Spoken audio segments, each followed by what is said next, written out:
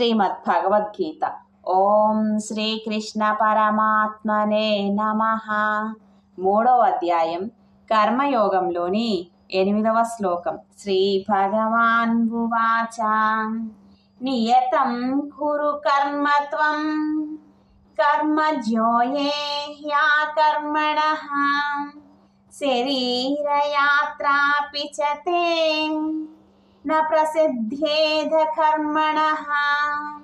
భావం: నీవు శాస్త్రవిహిత కర్తవ్య కర్మలను ఆచరింపుము. ఏ లలనా, కర్మలను చేయకుండుట కంటేను చేయుటయే ఉత్తమము.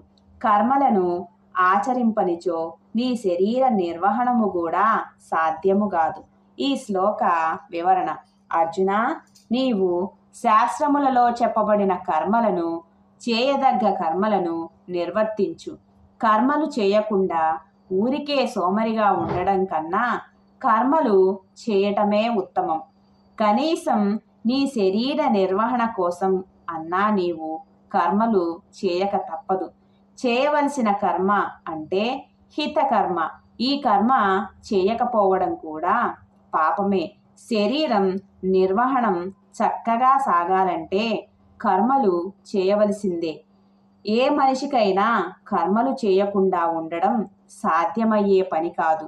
ఏ కర్మ చేయకుండా ఉండడం కంటే నీవు ఏది చెయ్యాలో దానిని చెయ్యడం నీ ధర్మం. ఏ పని చేయకుండా సోమరిగా ఉండడం కూడా పాపమే అని భగవాన్ వివరించాడు.